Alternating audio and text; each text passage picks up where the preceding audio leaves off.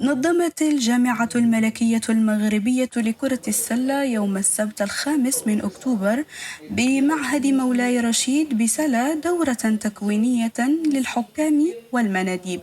استعداداً للبطولات الوطنية. حضر افتتاح الدورة السيد مصطفى أوراش رئيس الجامعة الملكية المغربية لكرة السلة، إلى جانب الكاتب العام السيد أمجد تهبوش، ورئيس لجنة التحكيم السيد عبد الخالق التمديتي، وممثلي لجنة المناديب السيدين ناصر بن غموش وشوقي المسعودي. في اطار التجمعات اللي كتعملهم الجامعه الملكيه المغربيه لكره السله، تم اليوم بمعهد المولاي رشيد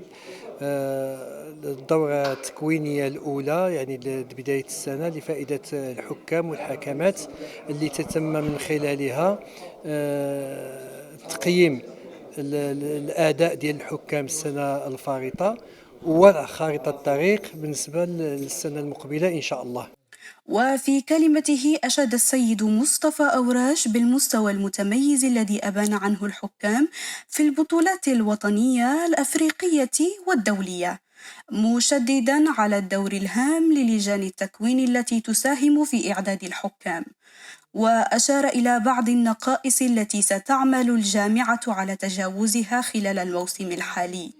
مؤكداً على ضرورة متابعة الحكام الجدد وتطوير آليات وتطبيقات جديدة لتعزيز التعاون بين الحكام والمناديب وإدارة الجامعة. احنا اليوم كنحضروا هنايا مع مجموعه ديال الحكام والحكمات والمناديب والمندوبات في اطار يعني التنفيذ ديال البرامج والمحاور اللي تبنتها الجامعه الملكيه من اجل تطوير كره السله بشكل عام ومجال التحكيم بشكل خاص. فالحمد لله حاضرين معنا هنا تقريبا ازيد من 100 عنصر من اجل المناقشه ديال الخطوات المقبله والاجراءات اللي غيتبناوها من اجل التطوير ديال التنافسيه والعمل على الرفع من مستوى المباريات البطولات الوطنيه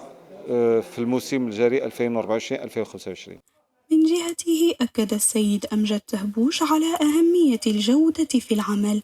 والتعاون بين جميع الأطراف لتجاوز التحديات، كما أشار إلى أهمية مساعدة الحكام الجدد من قبل الحكام ذوي الخبرة لضمان وجود خلف مؤهل، وأشاد بدور لجنة التكوينات في إعداد حكام قادرين على قيادة المباريات بنجاح.